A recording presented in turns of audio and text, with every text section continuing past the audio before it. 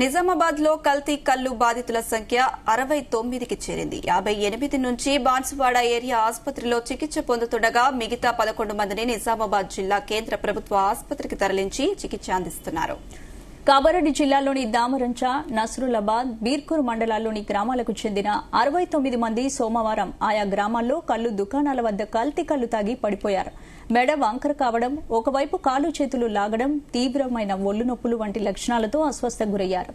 విషయం తెలుసుకున్న స్థానిక వైద్య సిబ్బంది అంకోల్, తుర్మి, దామరంచ గ్రామాల్లో ప్రత్యేక వైద్య శిబిరాలు ఏర్పాటు చేసి బాధితులకు ప్రథమ చికిత్సను అందించారు. బాన్సువాడ ప్రాంతీయ దవాఖానకు 58 మందిని తరలించారు. వారి పరిస్థితి నిలకడగా ఉంది అని మరో 11 మందిని మెరుగైన వైద్యం కోసం నిజామాబాద్ జీజీహెచ్ కు సిఫార్సు చేశారు.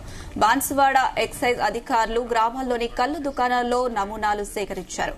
కల్లు దుకాణాలను పరిశీలించి లైసెన్సు రద్దు చేయాలని అబకారీ శాఖ అధికారులు బాన్సువాడ సబ్ కలెక్టర్ కిరణ్మయి ఆదేశించారు. ఈ మేరకు బాన్సువాడ ప్రాంతీయ దవాఖానాల్లో చేరిన బాధితులను ఆమె పరామర్శించారు. ప్రస్తుతం బాధితులందరికీ వైద్యం అందుతుందని చెప్పారు. పంపించే క్రమంలో మేము అక్కడ ఉన్నాము. మాకు ఫోన్ వచ్చింది ఎంఆర్ఓ సార్ నుంచి. ఫోన్ వచ్చి ఇట్లా అంకోల్ గ్రామంలో కళ్ళు తాగేదో అస్వస్థతకు గురైనని తెలిసింది, మీకు తెలుసా అని అన్నారు సారు. నేను పోతున్న సార్కి ఎమ్మడే పోయి మేము చెప్తా అని వచ్చినాం అన్నమాట. ఇక్కడ వచ్చే వరకు 8 మంది అస్వస్థతకు గురై కళ్ళు తాగి కౌంటర్ నెంబర్ 5 కళ్ళు దుకాణం కౌంటర్ నెంబర్ 5లో కళ్ళు తాగి అస్వస్థతకు గురైంది.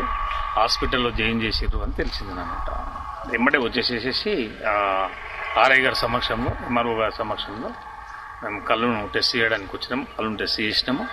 అందులో సిహెచ్ అనే మత్తు పదార్థం లేదు. కాకపోతే ఏంటంటే వేరే మత్తు పదార్థాలు దానికి మా టెస్ట్కు రావు. కాబట్టి నిజామాబాద్ రసాయనశాలకు పంపుదామని టెస్ట్ చేసి పంచనామా కండక్ట్ చేసి కళ్ళును నిజామాబాద్ ల్యాబ్కు పంపుతున్నాము. అక్కడ నుంచి రిపోర్ట్ వచ్చినాక తదుపరి చర్యలు తీసుకుంటాం కళ్ళు దుకాణం పైన. సో ఈరోజు 2 o'clock నుంచి మన చుట్టుపక్కల విలేజెస్ దుడికి, దామరంచ, అంకోల్ నుంచి ఒక 10 నుంచి 15 పేషెంట్లు రావడం జరిగింది.